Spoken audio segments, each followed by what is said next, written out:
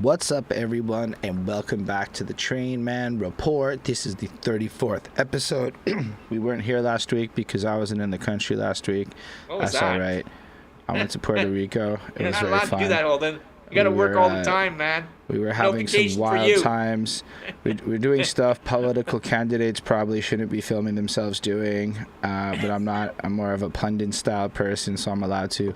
And I was up on the rooftop with the ocean on the left and the ocean on the right, and it was honestly like a lavish moment of beauty. And I would Sweet. highly recommend people going to Old San Juan. It is like it's a vibe with delicious food, with great people, and I got Where? lucky and there was not crazy sun. Old San Juan in Puerto Rico.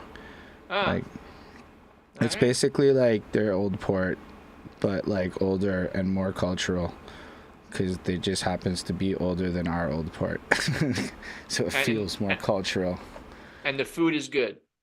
Oh man, of course. It's like, yo, everything's fresh off of stuff. Like you can tell, like it's delicious. It was a, I don't know, it was a good time.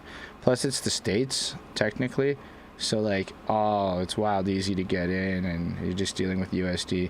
What is interesting is the cars have speed in miles per hour, but distances in kilometers, and that takes a minute to get used to, because it'll be like 7 kilometers away as you're doing 25 miles per hour, and you're like, all right, welcome anyway.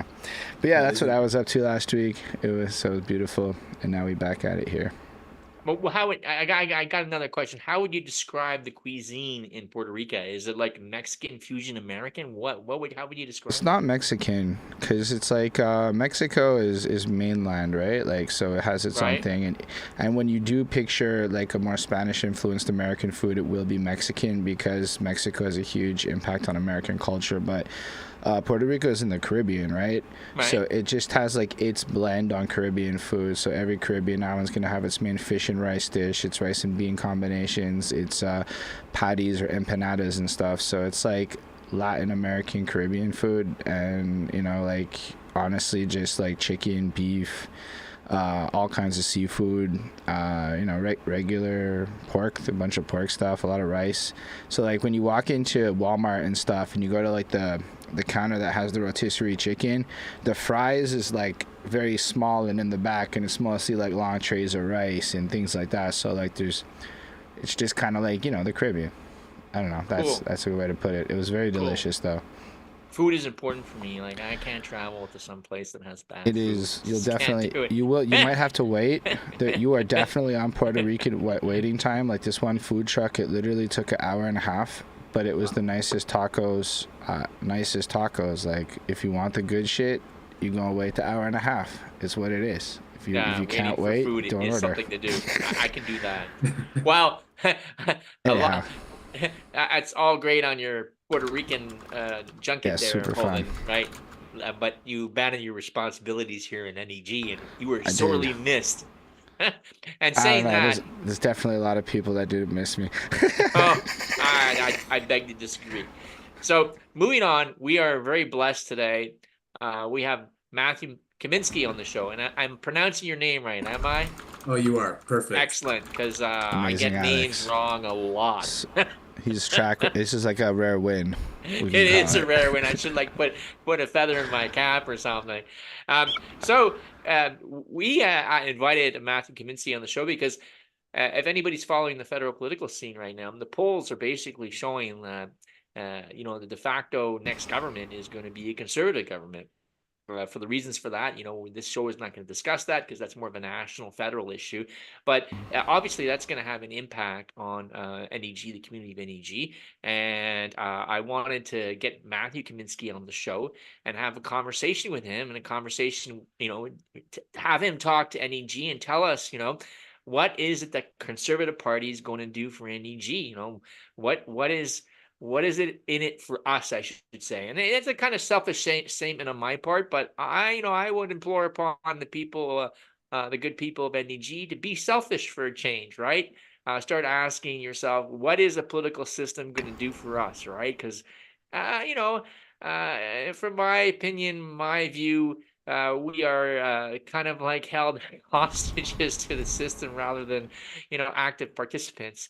So that's my view on that. And just like also, if you were to ask your average citizen, what is the federal government's representatives responsible for, like what is the responsibilities of a federal government representative in NDG, I'd put $100 down that at least half of them would get that question wrong and not be able to identify what the proper federal stuff is, because I see how people complain online and we don't really know the levels of government and the appropriate things. So if we have you here, then it would also be cool to like understand just what is the mandate of the federal government at like this local kind of level. Okay, so we've been talking a lot and really haven't let Mathew say anything, have we? I know. You made me talk about my trip, Alex. You forced me to. So Mathew, let's start. Let's talk about your origin story. We always ask, our guests, where were you born? Where did you go to school? Who is Mathew Kaminski? Tell us. So I was born in Montreal. I went to high school in Westmount. I then went to Cégep at Marianopolis College. I did commerce there, so in the riding. And then I did Concordia University for my bachelor's degree and for my CPA diploma. And now I'm back at Concordia doing my MBA. So that's my educational background. But I've always had a sense of community when it came to NDG Westmount because I always went to school there. I grew up in the riding, whether it be for sports, whether it be for friends, that sort of thing. And so when I was growing up, getting an inspiration to get involved in politics, mainly at the Cégep level, I found myself naturally gravitating towards the Conservative Party because I was studying to become an accountant, or at least I knew I was going to be.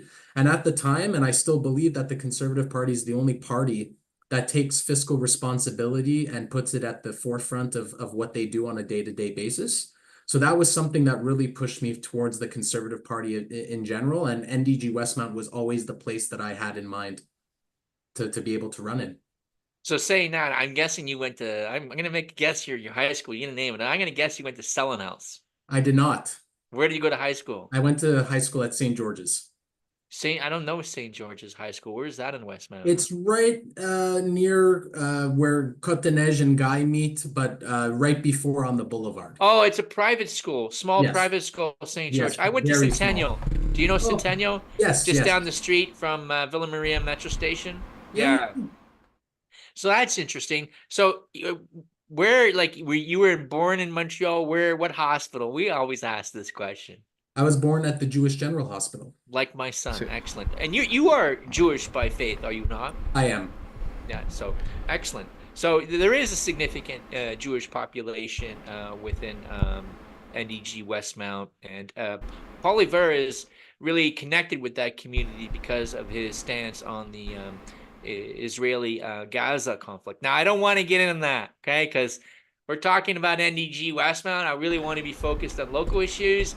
And what, what made you, just before we move on from your story, how do you get to the, because you're like young, right? And one of the biggest complaints about politics is it's kind of old. So what made you choose to like get involved? Because like you kind of jumped, like I went to school and then all of a sudden I decided I'm running. But like there's got to be some kind of catalyst or some part of your journey that made you decide to take an interest in politics.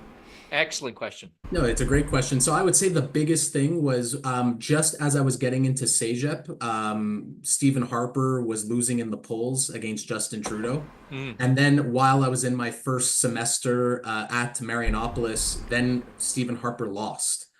And I had said to myself, I'm only starting to get a passion for politics at this point in my career. There's a real call in the party for people to get involved, a lot of students to get involved. A former student that I went there with, now a friend, he asked me if I wanted to join a club that he was going to start, a young conservatives club at Marianopolis, because he and I resonated on a lot of issues. I had joined that club, and then from there on out, I was invited to join the NDG Westmount Riding Association for the Conservative Party, their general annual meeting. And from there, at their annual meeting, I was asked if I wanted to join the board, and then I volunteered myself to be on the executive committee. And from there, I just slowly built my profile within the riding, getting to know the members, getting to know the conservatives at Marianopolis, and so on and so forth. So that's sort of how I got involved in the early stages. So it's a very Excellent. organic process.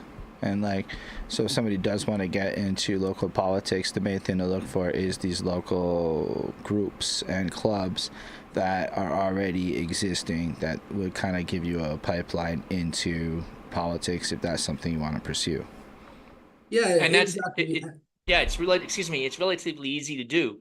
You could just look the Liberal Party of Canada, and they're pretty, even the NDP, they're pretty good operating political machines. If they get wind of who you are, they're gonna reach out to you. Is that a correct statement there, Mathew? Yeah, I mean, no one actually reached out to me in that sense because I would say compared to the NDP and the Liberals, the Conservative back in 2015 at least, the Conservative Party wasn't as didn't have as many inroads or as many community clubs and so on and so forth like that. Mm. But I did resonate with a few students at Marianopolis that wanted to start a conservative club there.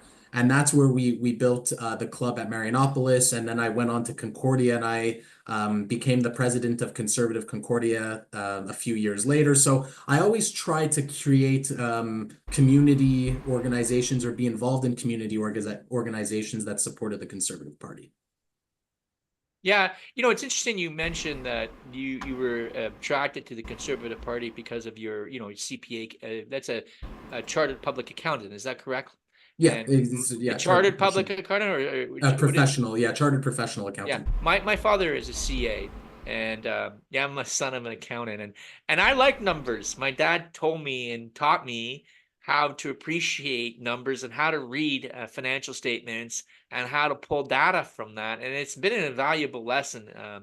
I and what do I have that kind of criticism of like politicians, the left of center politicians. I find there's a disconnect between, the election promises or the declarations and the financial realities that we face on a day-to-day basis. How do you respond to that when I say something like that? Well, when I was doing door to door last year, my biggest thing that I would tell people is that I actually believe in a lot of the same aspirations that the Liberal Party and the NDP and the Green Party have in the long run. The difference is that we can't spend the money and then worry about the problems later. We need to think about what the costs are in totality and then Right. think about the smartest way to get there over a long period of time. So that's where I think the NDP and the Liberals have sort of flipped the script, and they sort of said, well, we're going to spend the money now and we're going to be super inefficient on how we implement these programs and these social services. And then you know what? Worst case, we'll pass on the buck to the average consumer, the average taxpayer. And that's just that doesn't sit well with me because when you take the average household or the average business, they aren't saying let's spend the money now and then worry about our financial statements later. Every business, they have a budget. Every household has a budget when they're doing groceries and when they're making their expenditures.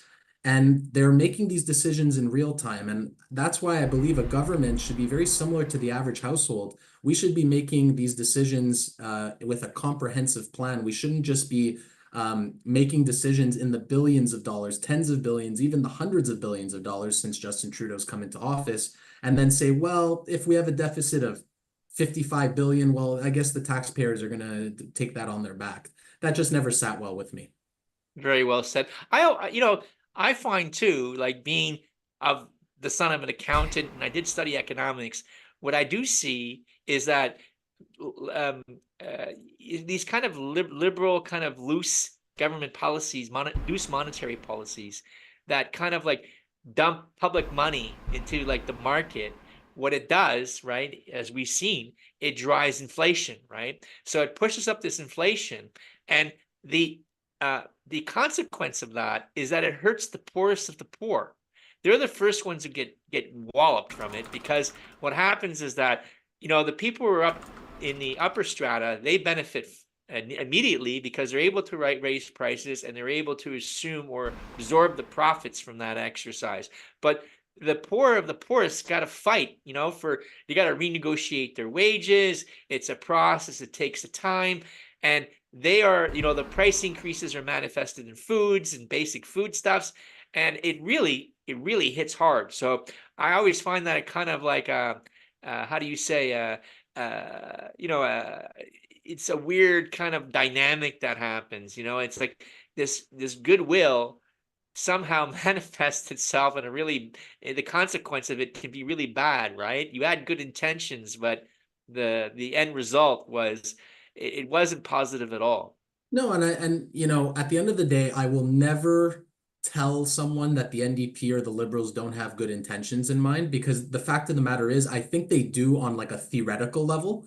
But the problem is it's not rooted in reality and how life generally works, right? And that's what people are tending to see now when the prices of everything are astronomical, is that, when I would go door to door, I would just tell people, you're seeing the prices for yourselves. It's very apparent. You're seeing the rate of inflation. You're seeing the amount of debt that the average household has to take on to keep up with just general life affordability. There's just something wrong. The Liberals dropped the ball, and now the Conservatives are going to have to pick up a big mess and try to sort it out. And I will give credit to Pierre. I know him and his team are ready to take on that fight. But it won't be easy. And I've told people that the damage that's been done in the last 8.5, 9 years will be a very, very big mess to clean up. But saying that, right, in defense of the Liberals, which I don't typically like doing, because I as you know, I have a problem with the political dynamic in NDG Westmount, in that the Liberals are too strong. They got this fortress, the system's not competitive, and I don't think that's good for us, right? But putting that aside, defending the Liberals, inflation has been a worldwide problem, right? It hasn't been unique to Canada. So how much is it? I mean, How much? I, Yeah, but let me just finish my point. How much of the inflation is a question of circumstance as opposed to bad management? Holden, go ahead. You wanted to add something? well, I was gonna add on to that, in kind of to back up what Matthew's saying, from my understanding of the numbers, you just have to look at the comparison of inflation and the way the US versus Canada handled COVID and inflation. And honestly, we did a worse job by the numbers in terms of rich people getting money faster and a few other things that actually kind of backed up what you were saying, Alex, where the poor people are taking the brunt of it. I'm curious how people deal with the price gouging that is clear and not related to inflation, but somehow happened under Trudeau and then wasn't actually dealt with, and it has been happening for years and how it's been proven. Or even how does Bell Media renege on their promises under his government, and then things go, nothing changes. He never blocks it. I don't know what he can do. For all I know, Pierre would have been kind of stuck too. I'm not going to act like I have that level of nuance, but I personally believe that the last bit of Trudeau's run has not been as effective as the first bit of Trudeau's run, and the numbers kind of show that when you compare it to at least the States. You both have valid points there. The thing I'll say is this: every single leader needed to spend a lot of money to be able to keep up with the demands that COVID needed, such as vaccine procurement, to deal with shutdowns of certain businesses, et cetera, et cetera, et cetera. Where I will say that they dropped the ball compared to other nations was, like, for example, the CERB payments. I don't have the exact figure today, but the government's still struggling to track a good chunk of CERB money that was sent out, because they were giving it to everybody. It was pretty ridiculous, I tell you. And there was fraud that was uncovered. There were scams that were uncovered. This is just one example of how they dropped the ball and how it's ended up being in the millions of dollars of spending that wasn't necessary. Another one is that during COVID, they ended up hiring consultants into the billions of dollars from McKinsey. They ended up having record hiring inside the government to keep up with demands. When you're increasing the price of government, and when what were they hiring? What did they hire from McKinsey for? Well, for consulting into the billions of dollars, because they didn't have enough employees internally, and they didn't have enough government members in Parliament to be able to keep up with all the demands that Canada needed. So they went to third party at McKinsey, and they spent billions of dollars over the last few years. And what are we doing, hiring hundreds, if not thousands, of more people to work for the government of Canada, while at the same time spending billions of dollars in consulting companies, when we're not getting any return on that investment? So those are just a few examples of how, yes, Trudeau Isn't needed to McKinsey spend a money. branding firm that helps with It's marketing a and research? it's a consulting firm. They do all forms of business consulting, public relations, all that sort of thing, as a whole totality. And Yeah, they're it's American. interesting.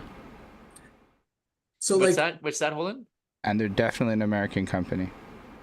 Just in case McKinsey, it, I don't know. I I don't don't know think where they're. their headquarters are I think at. they're Canadian, They, aren't they are they? they they? they could very well be Canadian, but we could look that up in real time. But what I do know, and this has been publicly available information, is that, it's one thing if you want to use consulting companies because they're good at what they do, otherwise they wouldn't have the reputations they have. But don't hire in record numbers more employees for the Canadian government and at the same time spend record numbers of consulting fees and then just tally up the bill with no actual plan on how to be operationally efficient.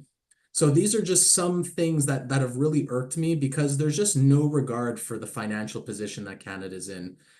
As an accountant, it hurts because we have a finance minister in Chrystia Freeland that is not educated in finance whatsoever. Her background in education is, from what I know, is Russian history and journalism.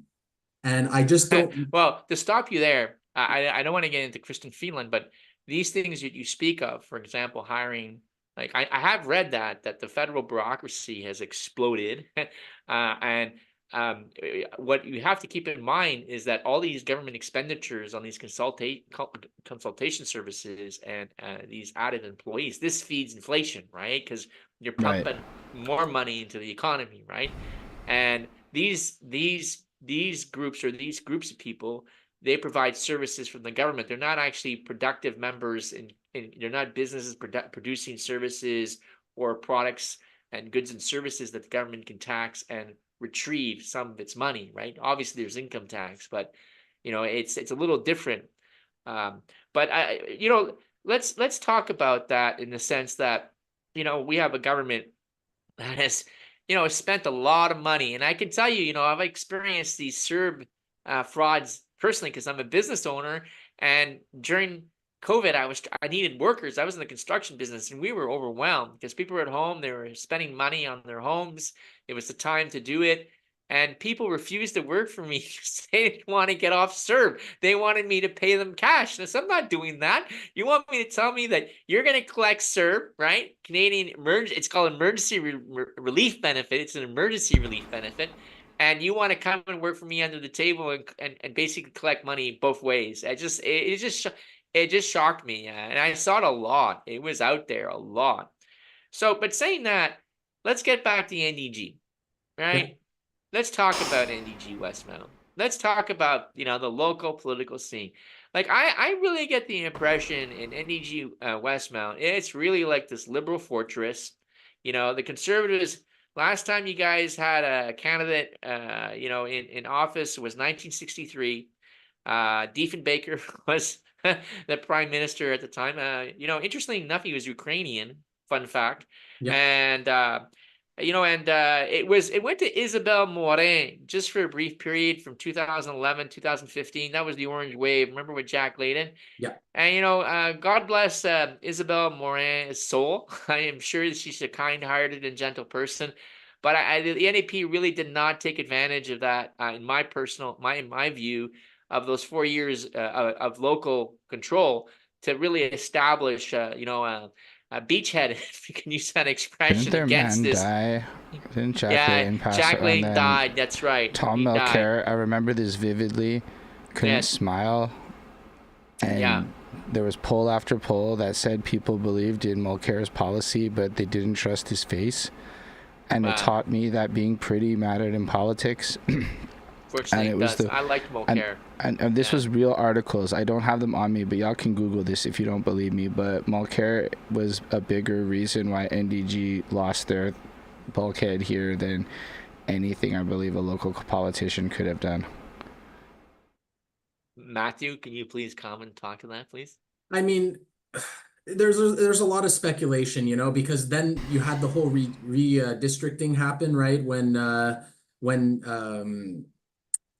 Ville-Marie Westmount ended up becoming NDG Westmount, and then Lachine Notre-Dame-de-Grâce ended up, that restructuring sort of Yes. changed the dynamic of the entire riding. Mhm. But definitely the NDP could have had an opportunity to extend that orange wave, especially in certain parts of Montreal.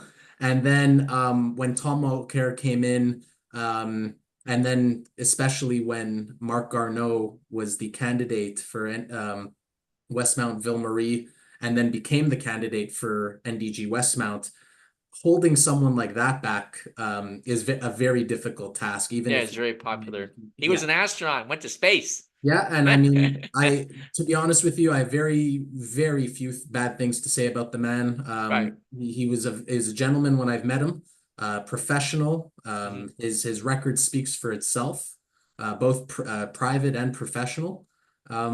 So you know what, I credit him for going into retirement with the reputation that he has within the riding. It's definitely respectable. I'm not as, I But don't have such a before high Alex opinion as you do. criticizes Mark Garneau, I think just to Yeah, I'm time gonna what we were criticize touching on him. before,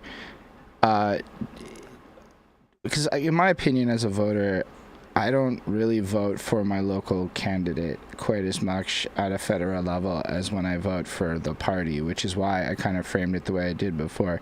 But you, as somebody kind of in the trenches, do you feel that people care about who the local federal candidate is, or are they just kind of in general picking via the party?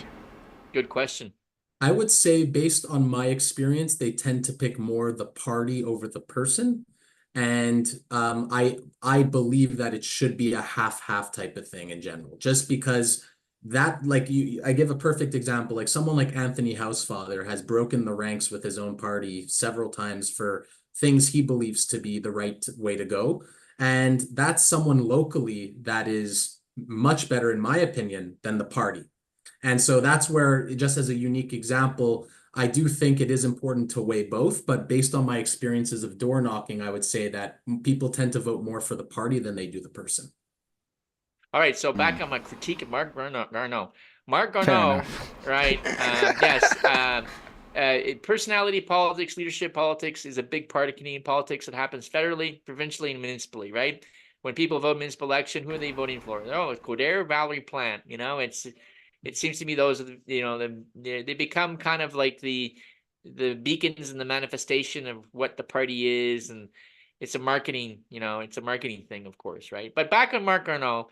I take issue with Marc Garneau. I take issue on Marc Garneau because he, publicly stated that the whole question of Bill 96 and C-13 was a hill to die on. And what did he do? He resigned before he could actually vote on the bill. He could have stayed around and voted against it. He didn't. And then when he resigned, he sent a letter to all his constituents in NDG Westmount telling them to vote for Anna Gainey, who is really a lapdog to Justin Trudeau. We know Anna Gainey, right? She's married to Justin Trudeau's best bud, right? What's his name? Oh, Mathew. You know this, right? I know that her He's the husband. son of Pierre Elliott Trudeau's best bud, right? It's a very incestuous thing. That's another thing I find about politics in NEG West round. It's really cliquey. It's a small group. It's There's very no way incestuous. that Right. that's focused on us. You just described politics across Yeah. the board. But I do get the sense that you have a lot of nepotism that happens in Canadian politics. So I'm going to let you talk about that, Mathew. Just throw that bomb at you. There you go. Well, I think it's safe to say that within the Liberal Party, based on what we can see at least, it's not about what you do, it's more who you know. Right. I do think there are exceptions, right? Like I do think Marc Garneau earned the privilege to be Mm. the Liberal candidate. I do think that other candidates have earned that merit as well. But by all means, when you look at certain friends of Justin Trudeau being placed in certain ridings, it all makes sense when you get down and drill to it. In other parties, though, I think it's pretty standardized. They go through the nomination process on the association level, and they go through it the proper way. I haven't really heard anything in the Conservative Party of family members or preferential treatment or anything like that. So that's another reason I'm in the Conservative Party, because I believe it's the party that rewards people who earn it rather than, you know, who you know through the party internal dynamics. Fair enough. So, you know, for anybody who doesn't know, I actually ran in the last by-election against Mathew Kaminski. He was one of my opponents. That was, in my mind, a big by-election because we had basically the Quebec government passing Bill 96, and we had the federal government passing C-13, which was, created a kerfuffle, if I can use that word. Because both Mark Garneau and Anthony Housefather argued that it was basically undermining minority rights and language rights in Quebec. And what I have seen is, being also a student of politics, that's what I did my BA in. I've seen an abandonment of, this federal vision of Canada, a bilingual country. We're entering into, in my mind, a model of asymmetrical federalism where we're accepting like a different,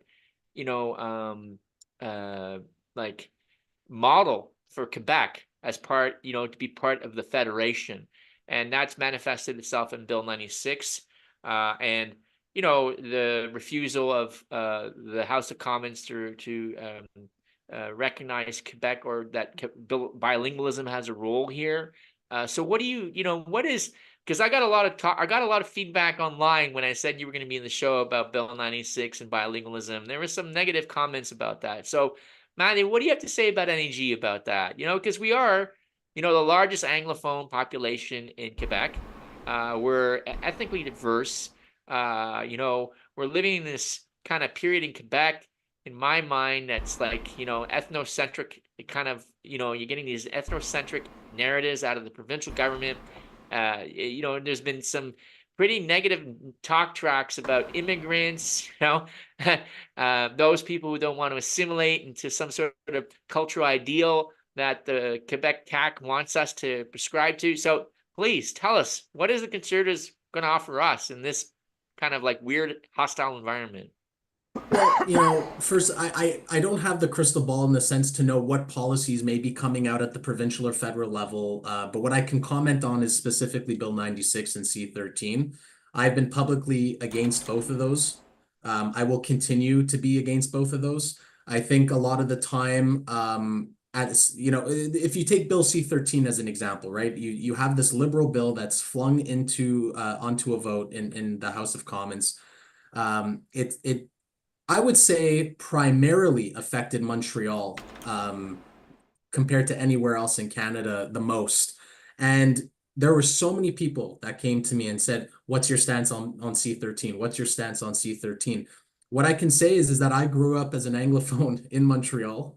I went to English high school, English Cégep, English University. I know what it's like to be an Anglophone in the city. And I was disappointed when the Liberals brought forward C-13. And I will just continue to be an advocate and a champion for the Anglophone community as long as I'm involved in politics. Because if I'm not going to represent Anglophones, and if the federal representation and provincial representation aren't going to represent Anglophones, who will? Yeah, and I like you, Mathew Kaminski. I really feel that you're a person who's connected to the community.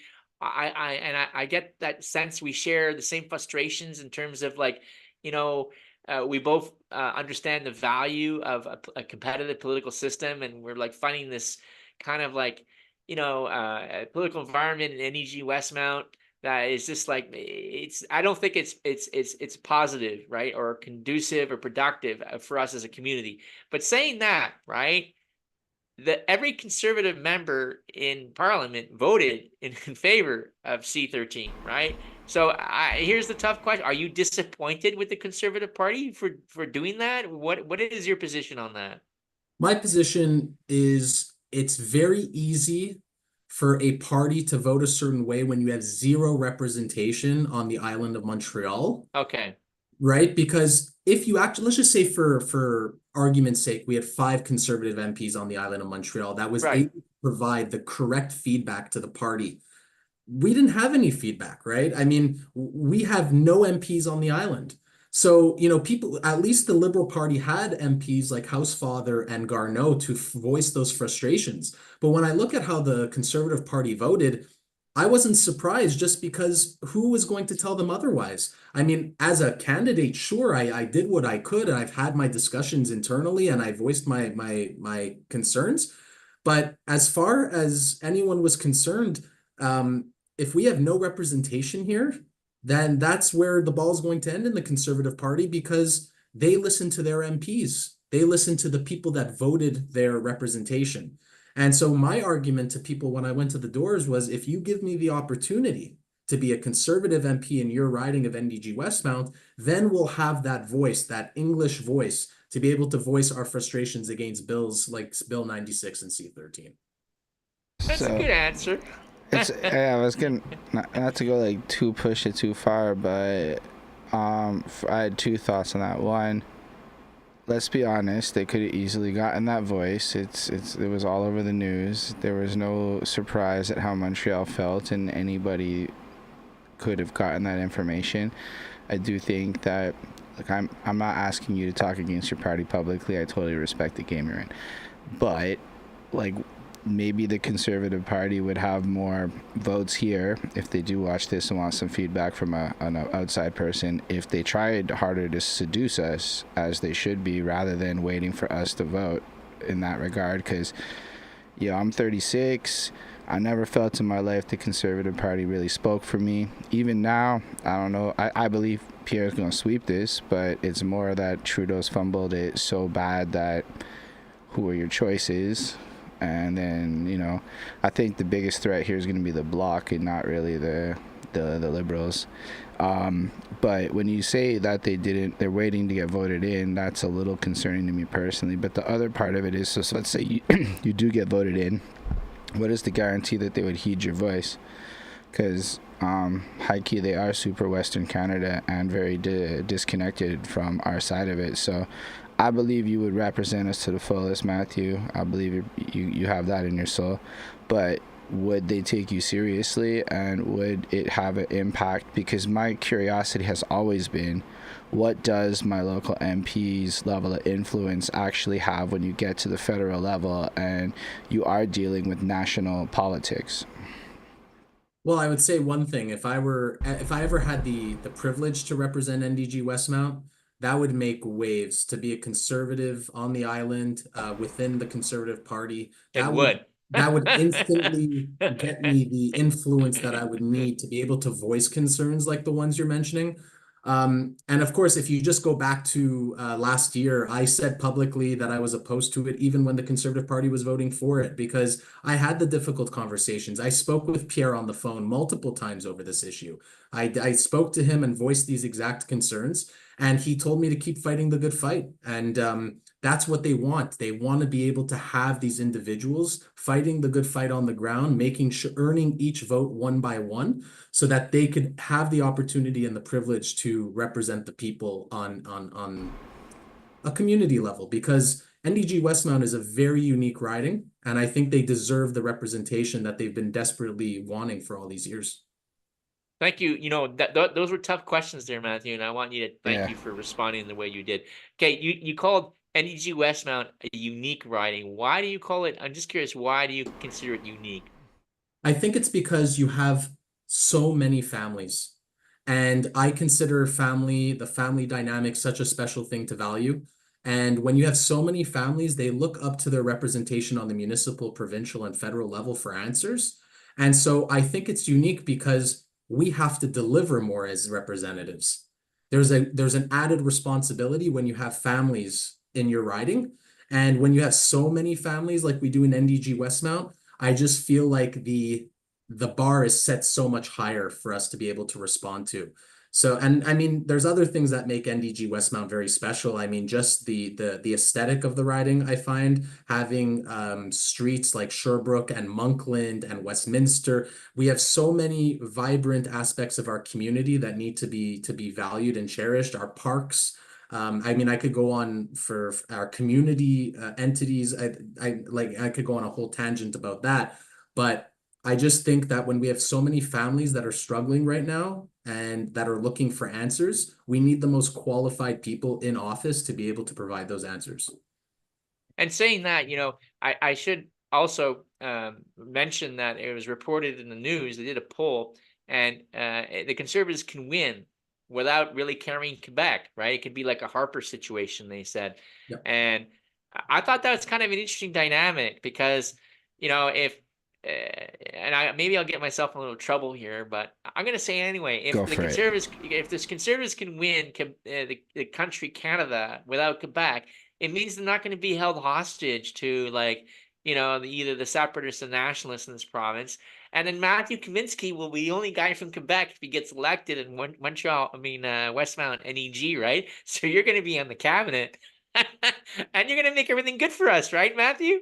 Well, at that in a perfect world, that's exactly what should happen. I mean, So it's if I were to inevitable. just like understand how it would work, in theory, you get elected, right? So your main role is to be like the information gatherer of our riding, and to send that the general pulse of what we feel back to Pierre, so that they could be more informed on what matters to us. Like that would be your main role as the politician, right?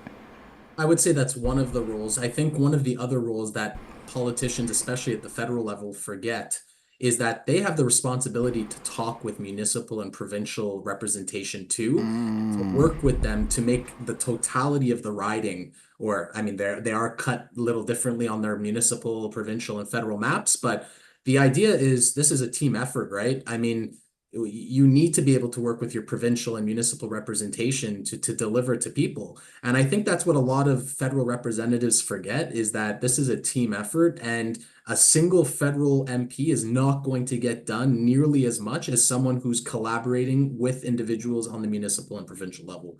So I would say that what you said is a huge aspect, but another is working with your other representation to get the job done. Henry Aubin Right. talked about that. He said Ontario made a big effort to align the municipal, provincial, and federal districts together, so they could work better to serving their constituents rather than having the overlap we have here in Quebec. Yeah, it's a good point. Another point is, which I always find kind of like in defense of the municipal elected representatives who get a hard time in question period, because we have question period at both the borough and the city level, is we don't have a regular vehicle in which to question our provincial and our federal representatives and asking them, hey, what's going on? Having, a town hall on a regular basis. That doesn't happen. And I kind of thought, why isn't that, Anna Gainey or, oh my God, help me out.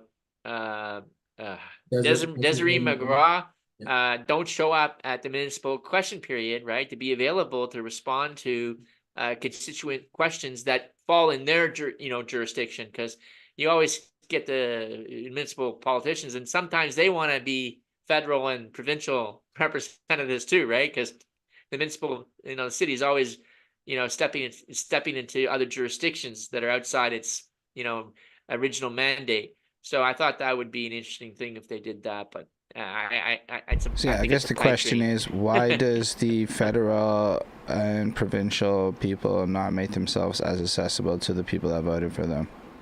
Well, I mean, I wish I could answer on behalf of like Anna Gainey, for instance. I won't try to put words in her mouth or come up with an answer, but I know that if I were elected, one aspect that I would try to do is in the efforts of transparency is hold as many public town halls / Q&As as much as I possibly can. Because the problem is that people feel like they're disconnected from their federal representation. They feel like they're inaccessible. So that's one thing I would want to sort of challenge the status quo on, is at least make myself publicly available more than any other federal representative, because at least people could know that they could bring their concerns directly to me. I think they do it because it works for them. Well, I think that if you can create this distance between you and your constituents, arm's length, right? And you don't have to answer for your government's policies, right? As elected representative, first of all, your life is a lot easier, a lot less stressful, right? And it's also from you can't control the message, right? When people are like asking you questions that are, haven't been pre-scripted or pre-screened, right? So I really think it's by design. It could very well be. I mean, Maybe not, it's not on a paper anywhere, but everybody, it's unwritten rule, right? You avoid exposure, let the party leader, Justin Trudeau or Francois Legault, basically be the expression of what the government is, and just, you know, do what you do under the radar in your district, right? That's what I see. you're absolutely right. And you could just look it up on YouTube. Justin Trudeau answers entirely different question than what was asked to him. You'll see countless examples. Mhm. You know, you could ask a question, is the sky blue? And he'll start talking about what he does well for Canadians. Mhm. Um, that's Yes. that's But all politicians can be accused of that, can't they? yeah, Even but Mr. Pierre Poilievre, who I I must say Ah, is no, very I wouldn't attractive say. on TV, right? Pierre's pretty charismatic at a level where if he is gonna do it, he's slyer than Justin. I'll give him that. Fair would enough. I would say on the federal level, Pierre is probably as direct as you're ever going to see, and I haven't seen that. That's a very refreshing thing that I've seen from the leadership of You my. know, I I do see like that the in him. Bloc Québécois dude, but like we don't take him that seriously in general. But man, that guy is direct. It's just that his politics are not necessarily reflective of Canada, and there will always be like a special thing. But how would the Conservatives deal with the Bloc? Because if I were to say they were the biggest threat you face here is not the Liberals, but it will be the Bloc coming through and unifying as the alternative vote. Well, I mean, I don't want to speak for the leadership of my party. What I can say is that I'm a team player on a personal level. I'm willing to work with everybody as long as they're willing to work with me. And I do know, I would say though, the Bloc will be less of a concern for us in Quebec than it will be for the Liberals. The Liberals and the Bloc are going to really battle it out for a good handful of ridings coming up in the next election. And the Conservatives, we have a few ridings we have our eyes on, and we're really going to stick to those and give it our all. Is NDG Westmount a riding that the Conservatives have their eyes on? I have my eyes on the riding. Oh, there we go. Good Yeah, answer. I have my eyes on the riding. I would say that as everyone knows, Mount is the number one riding that the Conservatives are looking at right now. We Right, announced our candidate in Neil right, Holden, who's going to right, be taking on Anthony Housefather. right. I would say that that's number one, but that's not a surprise for anybody. But No. there are other ridings, NDG Westmount included, that we're going to be giving it our 100% effort for on the island. Yeah, I have a personal question. Yeah, for sure. So, you know, I experienced this during the election campaign. What I see is that there's this kind of like heightened partisanship happening out there, right? And to give you like an example, you Mhm. know, I did the Trainman shtick for the election as a vehicle marketing shtick to get visibility, right? Because I was running basically as a nobody. And there was a photo taken of me doing a thumbs up thing, right? And people say, oh, look at him. He's a Trump supporter because Trump did the same thing, right? So and I see these attacks, right? Like these very partisan attacks and trying to associate, and I'm sure is this, let me not put words in your mouth, but this happens to me, trying to associate me because I'm fiscally conservative, or maybe, you know, I have some views that are not, you know, let's just say very left, because I consider myself center left in terms of my positions, but in terms of finances, I'm the son of an accountant, so I'm just gonna leave it at that, right? Like, you know, your balance sheet needs balance. That's how I operate. I'm a businessman, right? I run a small business. So, but I get this, like this real nastiness sometimes, like that I'm a right-wing wingnut. I'm a Trump supporter, you know, this and this. Like, for example, one time I posted something about some ex-pundit from Fox News, drawing attention to the you know, the what's happening in Quebec, and I got accused that I was a supporter of this guy. It's like, I'm not a supporter. I agree with what he said. Does that make me a supporter of this particular individual? So do you see this out there? Is this something that happens to you? Is because I know they attack Pierre Poilievre all the time and try to create these associations with Trump and these you know, these right-wing pundits down in the States. Yeah, I think when you have the United States being as loud and as vocal that it is right now, there will be spillover into Canada, and there's no stopping that. I mean, I experienced the same things that you did quite often, probably way more so just because I have the word conservative in Right. the title of the party I name. expected, yeah. Yeah, That's why I asked the question. and that's why I'd always bring it back to, I'm a fiscal conservative. I received the endorsement from Jean Charest, who's a Quebec liberal and a federal conservative, someone that's respected in the community. I'm a Quebec conservative. I consider myself a Quebec conservative, and what I mean by that is on social issues, I'm quite center, even liberal on some issues. And when it comes to finances, when it comes to tackling drugs, tackling crime, that's where I'm more conservative. But overall, I consider myself center down the road, like I consider myself a common sense person. It so happens to fit our slogan in our party, being the common sense party. But yeah, I mean, there's no stopping the people that have the preconceived notion that anyone that is center or right of center, you're automatically a far right person. It's just you're always going to have people yelling that at you. Does that weigh on you personally? Because I have to be honest, a couple of times I'm like, oh my God, why am I even exposing myself to this situation? Why am I here? Is this something that you go through? Well, I had quite a few people slam their doors or give the finger. I could go on and on. I would say ultimately those are negative situations that I wish would never happen. But, that's also the beauty of freedom of speech. It's also the beauty of having an opinion. And I can't stop these people from having an opinion. But what I can do is not let that take away from the amount of doors that I'm going to knock on and the amount of people that I'm going to reach in my campaign. And my goal ultimately is if one person slams their door on me, that means I just have to knock on one extra door at the end of the day to try and get a vote. So yes, I guess you could say it weighs down, but as long as you're human, I don't see how it wouldn't weigh down on you. Well, that's really mature. I got to give you credit there, Mathew. No, but just to add to that, cool. That is cool. Alex does not necessarily come from a world of social media. So being a local politician in groups like Thrive NDG, well, I mean, all you got to do is look at what Peter McQueen has to deal with. And, like, he's just there getting tagged in everything. And everyone's name gets dragged through the mud. And it's not necessarily something I think older politicians are trained for. And they tend to be very passive. Are you calling me old? This sounds like you're calling me old. With regards to, like, look, I'm 18 when Facebook drops and stuff, right? Or becomes really open. Oh my God. So, I'm not even really young in this, but in the context of politics and dealing with opinions, it's a relevant factor.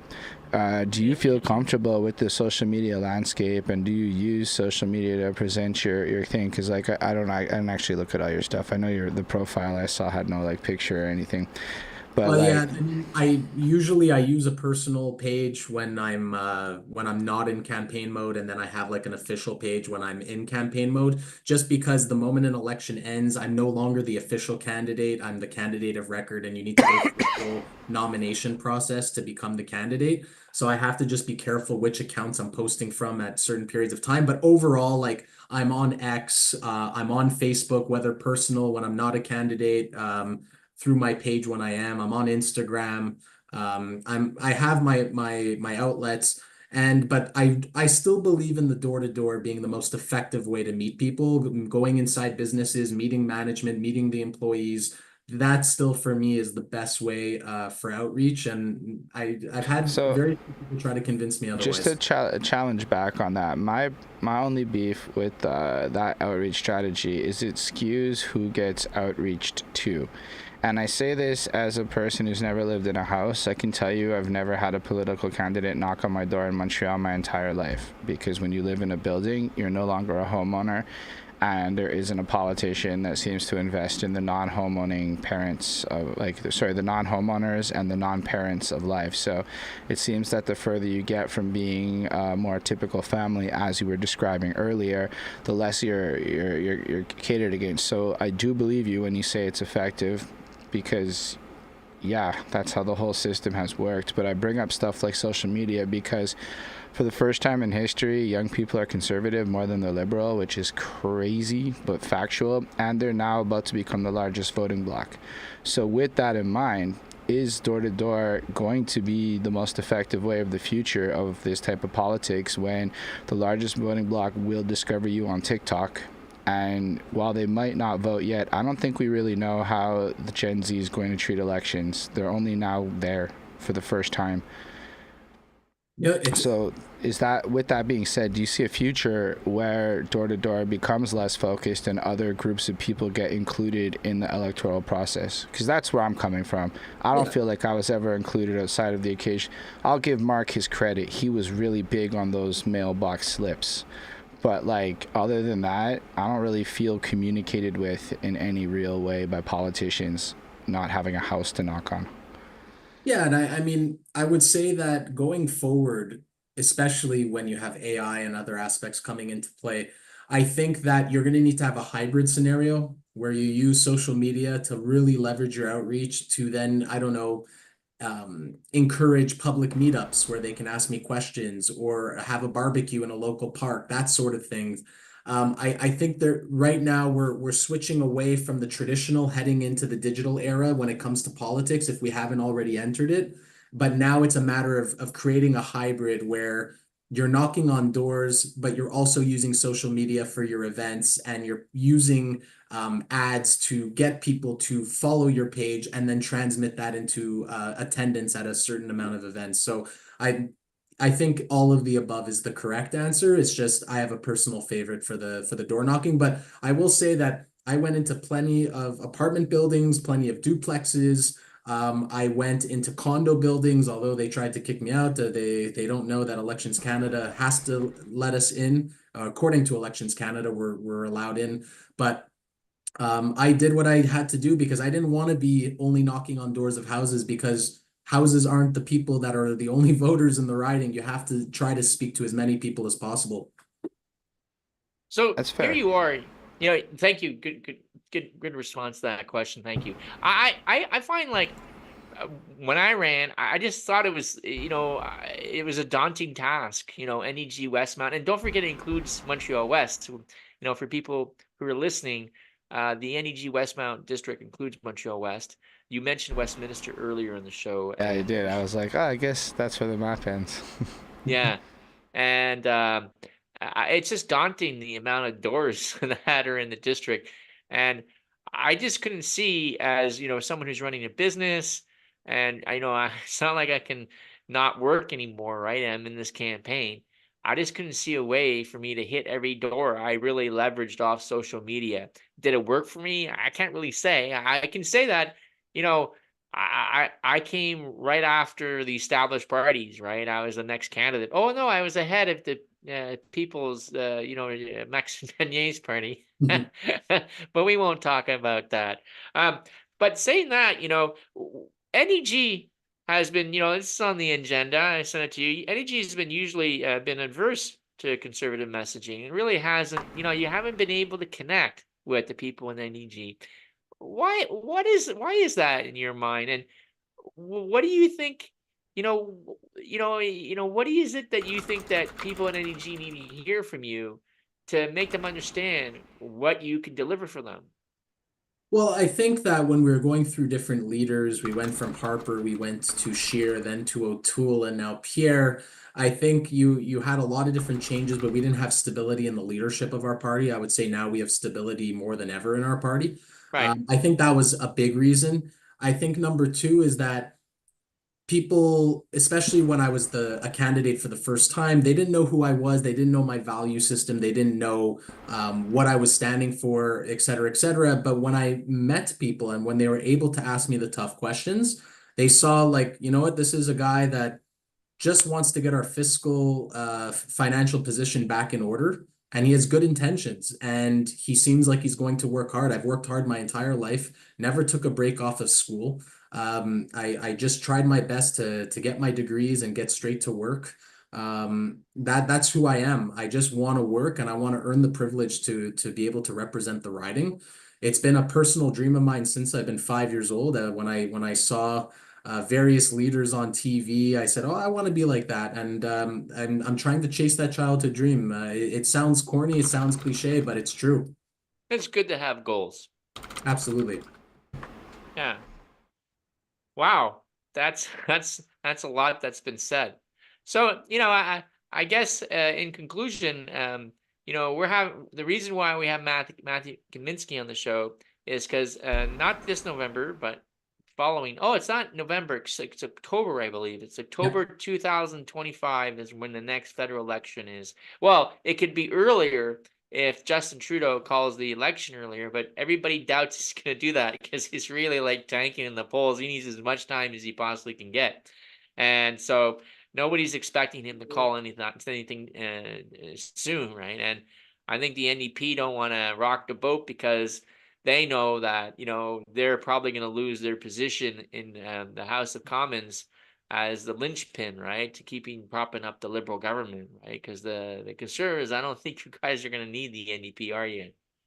No, at the end of the day, I have so much time to be able to connect with people in the community. Right. That's my number one goal is listen, even if you don't agree with Pierre on multiple levels, still meet me, still take the time to ask all the questions that you have, because even if you don't necessarily align with certain members of our party, I'm willing to bet you'll align with me just because you know how hard I'll work for you. Mm-hmm. That's my number one thing that I tell people is that I'm a very hard worker. Right. And I try to really be as transparent and accountable as possible because when politicians quote unquote sell their souls, they're no longer good for politics anymore. Mm-hmm. And I don't plan on being a lifelong politician. I really don't want to be. I don't think any human can take that much stress. I mean, we're seeing how Joe Biden looks now, and it seems like he's had a lifetime in politics, and I feel bad, but that's a whole other story. But it's just, I want to get into politics. I want to be able to help people. And then when people feel like my time's over, I want to just get out of politics because you only have a certain window, and I want to be able to help as many people as possible while I'm as motivated as I am right now. That's really empathetic of you to, show sympathy for Biden's position in the sense that, he's been at that game a long time. You're correct. And I was having a similar conversation with my wife that he has nothing to be ashamed of, right? He served under two, mandates of Obama. He was the vice president, the first black president of the United States of America. And, he's he's had a mandate under a very difficult time after the pandemic. And so he has nothing to be ashamed of. But I guess in conclusion to the show, I just I want to sincerely say that it's really nice to have you in the show. I think you're a really nice guy. I think you have a lot to offer the community. I hope that you're able to connect with the community and get your message out. And I hope that message gets out. And I ask the people of NDG to listen to what I asked them Westmount and just listen to what he has to say. Okay, let's let him say his piece.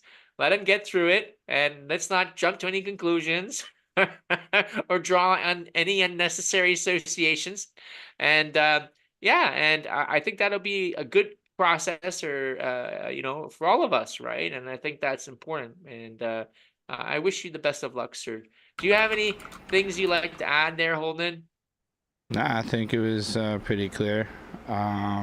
Appreciate having you, Matthew. Thank you for giving us your time, and I do look forward to seeing what you do with this whole political season as it starts to pick up, and looking forward to following up on all this. No, you got to come back in the show, Mathew. You got to help us host a debate on the show. Oh, that's right. Yeah, candidates. That'd be great. Well, I'll extend the invitation right now, Anna Gainey. If you ever want to have a debate moderated by Holden, not me, and the Trainman. No, it's not. I will be moderating. Okay. Well, it'll be just Holden. I'll get that. Because Anna Gainey will never agree to go to a debate moderated by me, and she's got good reason to do that. Well, at that point, you could argue there's a conflict of interest with Alex moderating a debate in the thing that he formerly ran in, whereas I have zero intentions of ever running for federal politics in my life. That's right. And Well, I invite Annie Gainey to be on the show, and I will provide her the same respect that I provide to all our guests. But perfect. Thanks. I have problems with the way our current political system works in NDG Westmount, and I will never like hide that Well, opinion or view. absolutely, and I'd be shocked if she ever accepted a debate request by Yeah, myself. I'd be shocked too. But nonetheless, as soon as I'm confirmed as the candidate, I plan on inviting her on a weekly basis to participate in a debate. And that's up to her. But at the We could very do this least, in public. We could really have fun with this. Yeah. I yeah, want to be there too, Matthew. Live from absolutely. Girard I'm ready Park. for it. Oh, Westmount Park's even bigger. Oh yeah, but it's got to be an NDG. The Westmount get all the good stuff, you know. Just give us I know, something but that for a park change, is you know. that Like park's kind of nice. We can't lie. no, we Anyway, can't lie. I hear It's a you, nice Alex. park. There is jealousy there. I have envy. There is But envy there. nonetheless, I really do appreciate the opportunity to talk with the both of you. Alex, that the offer still goes out to you. If you're not running in the next election, there's definitely room for you on our team. So let me know. I don't know if you've made up your decision yet, but we'll be in touch. And I thank you again for inviting me to talk. I You're very appreciate that, and kind. thanks to Very everyone kind. out there who watched the show. We appreciate you across all the different platforms. Make sure to tell the people we exist, because being the local NDG little podcast Trump. we are, good Lord, the Not Trump. algorithm will never push us at all. That's just the facts of the internet. So we rely on the community to push us forward. We appreciate you being here with us, and let us know who you want to talk to in the future. It's not all politics. Sometimes we'll be talking about ice cream with an ice cream store owner. There's a couple of those in the hood. So we want Like to ice cream. highlight everything out there that's happening. If you have a local business or you're trying to push a movement or something like that, let us know and we can talk to you. Appreciate everyone out there, and live long and prosper, everyone. Live long and prosper.